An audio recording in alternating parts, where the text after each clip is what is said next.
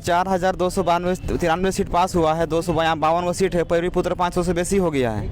तो कहाँ से हम पास कर पाएंगे? मुख्यमंत्री खुद कंफ्यूज है कि इसमें किसका पास करें किसका पास नहीं करें। कैसे अमानवीय भूल हो जाएगी भाई? जेपीएससी को छोटा मोटा मुद्दा है। ये लोग मनुवादी है। बताइए उनको जिताने के लिए 5-5 विधानसभा में हम लोगों ने क्या नहीं किया। जेपीएससी के खिलाफ ऐसा नहीं है कि जो असफल अभ्यर्थी है वही सिर्फ धरना दे रहे हैं, सफल अभ्यर्थी भी हैं यहाँ पर।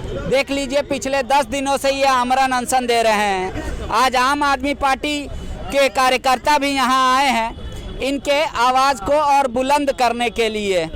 ये भी पीटी पास हैं, ये भी पीटी पास है। काहे जान दे रहे हैं? तो जान तो ले ही चुकी है सर सरकार हमारी। अरे आप पीटी पास किए हैं ना, मेंस का तैयारी कीजिए। पीटी मेंस का तैयारी तो कर भी रही है लेकिन पास थोड़ी हो पाएंगे। काहे नहीं होगा? पीटी पास किए थे ना, पीटी के लिए कोई घूस दिए थे आप? पीटी के लिए कितना सीट है बताइए ना? पूरा 4293 सीट पास हुआ है, 252 सीट है, पैरवीपुत्र 500 से बेसी हो गया है। तो कहाँ से हम पास कर पाएंगे? मुख्यमंत्री खुद कंफ्यूज है कि इसमें किसका पास करें किसका पास नहीं करें। तो क्या आपका डिमांड क्या है? हमारा डिमांड है कि यही कि मुख्य परीक्षा को रोक लगाया जाए, इस पर जांच बैठाया जाए और पूरा का पूरा एग्जाम को ही रद्द किया जाए। आपको तो हॉस्पिटल भेजा गया था, वहाँ से काहे चला? कई बार भेजेगा, तो जय बार 5 बार तो आ चुके हैं, छठा बार फिर जाएंगे फिर आएंगे, लेकिन जब तक से रद्द नहीं होगा तब तक से उठेंगे नहीं हम। ये तो जिद है ना? जिद नहीं है, हम न्याय के लिए लड़ रहे हैं, हम न्याय मांग रहे हैं मुख्यमंत्री से, जिद नहीं कर रहे हैं सर। मुख्यमंत्री का तो अब जवाब आ गया है। हमें न्याय चाहिए सर। अब वो जवाब कुछ भी देंगे। जो तो जवाब तो बोल रहे हैं कि मनुवादी के पेट में दर्द हो रहा है, तो हमारा पेट में दर्द मनुवादी की वजह से नहीं हो रहा है, हम भूखे हैं इसलिए दर्द हो रहा है।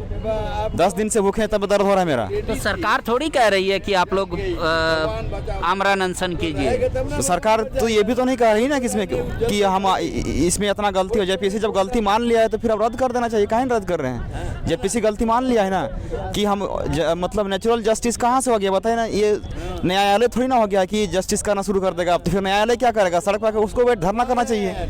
उसका काम जस्टिस अगर आयोग करेगा तो। अरे मानवीय भूल है, सरकार कह रही है कि वो मानवीय भूल हुआ था, इसलिए जैसे ही आप लोग प्रोटेस्ट किए 49 को तो हटा दिए। सर ये मानवीय भूल कैसे होगा सर? सुने थे टेक्निकल एरर, सुने थे मशीनरी एरर, सुने थे, अब ह्यूमन एरर कहाँ से हो गया? हम लोग का भी पास कर दीजिए। आप लोग भी अनशन पर हैं?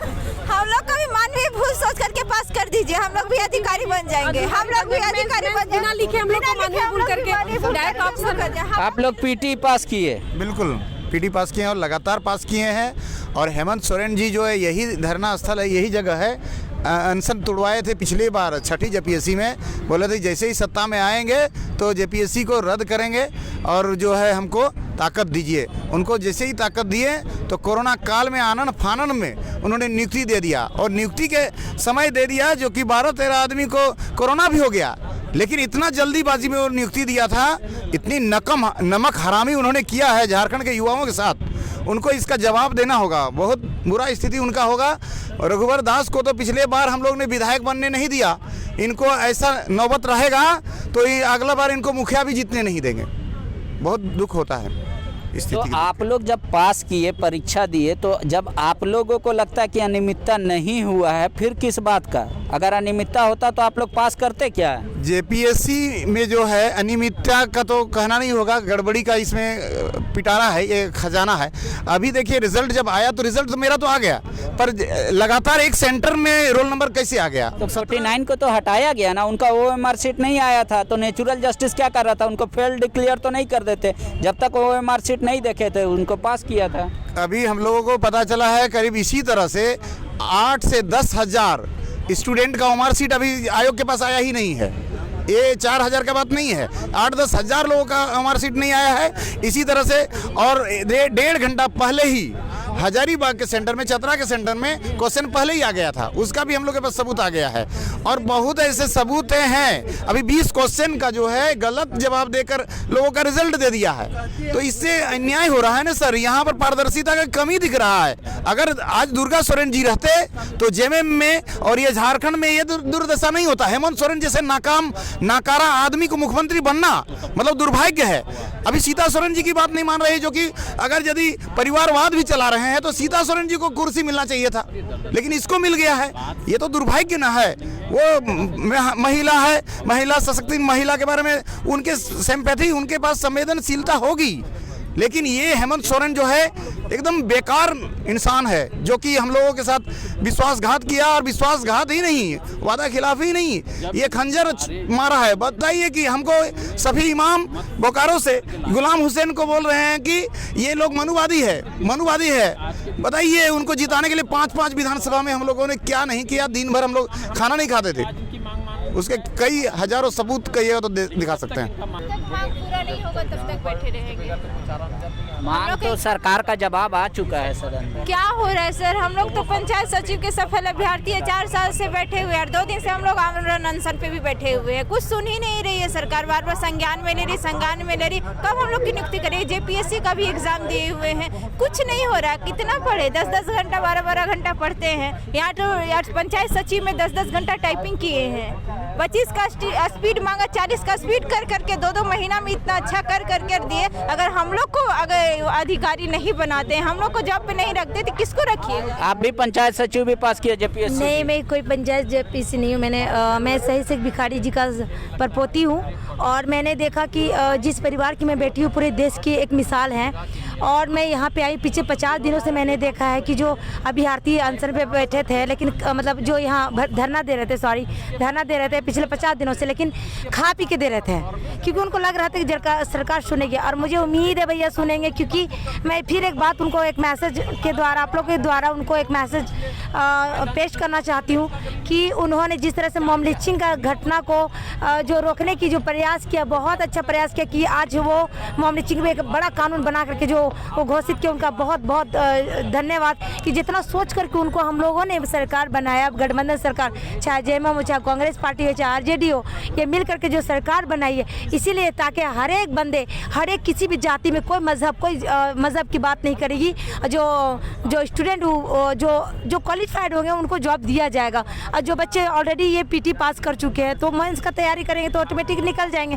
लेकिन अभी तो सारे बच्चों के लिए पूरा एक मिसाल बनना चाहते हैं कि अगर ये बच्चा अगर ये अनशन पे बैठेगा तो शायद इनकी सरकार सुनेगी। और मैं हेमंत जी से प्रश्न, नहीं भैया, आप जानते हैं ना कि आपको हम लोग दिल से अपना भाई मानते हैं और आपको एक सीएम देखना चाहते हैं। और एक शहीद के बेटी आपसे रिक्वेस्ट कर रही है कि आए, आप कोई भी अधिकारी को भेजिए, इनको जो है अनशन तोड़वाइए।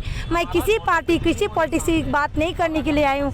मैं एक देश की जिम्मेदारी नागरिक होने के नाते मैं कहना चाहती हूँ आपसे कि इनका जो है आप करके कुछ भी संवेदना दे, कुछ भी कहे। मुझे पता है कि आप हमारे साथ गड़बड़ नहीं करेंगे, आप हमारे साथ अन्याय नहीं होने देंगे, क्योंकि बड़ा उम्मीद के साथ आपको लाए भैया। इसलिए आपसे मेरा रिक्वेस्ट है कि आए और इनका अनशन तोड़वाए। जब मैं आई थी ना 11 बजे तो मैंने देखा था कि कुछ बातचीत कर रहे थे। अभी जो है ना काफ़ी इनका जो है हालत गंभीर है। पता नहीं आपसे बात की, शायद मजाक में ही आपसे बात की होंगे, आपने हंसाने की कोशिश करा और बड़ा अच्छा लग रहा है कि। लेकिन एक चीज़ जान लीजिए भैया, आपसे मेरा रिक्वेस्ट है कि आप कोई भी अधिकारी को भेजिए। और अगर हमारे देश की एक ऐसी स्वतंत्र सेनानी की बेटी आपसे रिक्वेस्ट कर रही है, आपसे गुजारिश कर रही है कि आप आए और अपनी बात को जो है कुछ भी बात रखिए, कुछ भी अनशन ना दे और इनकी जो अनशन को तोड़वाइए। मैं बस आपसे कोई पार्टी की बात नहीं करना चाहती। जेपीएससी के अभ्यर्थी है, लेकिन मेरा पीटी में रिजल्ट नहीं हुआ है, मेरा कुछ क्वेश्चन की वजह से रह गया। लेकिन हम चाहते हैं कि फिर से एग्ज़ाम हो, रद्द होकर पारदर्शिता के साथ हो, क्योंकि कुछ क्वेश्चन ऐसे पूछे गए, 4 क्वेश्चन था जो इसका आयोग ने भी आंसर, मतलब उसका तो सबको नंबर दिया, बल्कि उस क्वेश्चन को रद्द करके और फिर जो बचा हुआ क्वेश्चन था उस पर ही रिज़ल्ट जारी करना चाहिए, वैसा नहीं किया, क्वेश्चन उस पर मार्क्स दिया। फिर करेंट अफेयर भी 2 साल पीछे का पूछा, तो बहुत सारा गलतियाँ हैं जो उसने भी मानी है, जेपीएससी ने भी मानी है। तो अगर हम एक गलती करते हैं तो हमारा कॉपी रिजेक्ट कर दिया जाता है। तो अगर आपकी इतनी गलतियाँ निकली है तो आप अपने में सुधार करें और या तो फिर से पारदर्शिता के साथ एग्ज़ाम ले, हम यही चाहेंगे। अब देखिए यहाँ पे आम आदमी पार्टी के लोग भी आए हैं, आप लोग आए हैं इन छात्रों का साथ देने। सरकार जवाब दे चुकी, सदन में भी दे चुकी, विपक्ष संतुष्ट नहीं हुआ, कई लोग अभी भी संतुष्ट नहीं हैं। आम आदमी अब क्या करना चाहती है? देखिए, सरकार का क्या दायित्व नहीं है कि सबको संतुष्ट करें। ये क्यों अनशन पे बैठे हैं? संतुष्ट नहीं है तब न बैठे, इनको शौक है, दिन रात यहाँ बैठे हुए हैं। और पिछले 3 साल से पता नहीं क्या क्या हुआ और कैसा जादू का पिटारा खुलता है जीपीएससी से, सबको पता है। तो ये जादू का पिटारा कब चलेगा, कब सही होगा, ये समझ के बाहर बात है।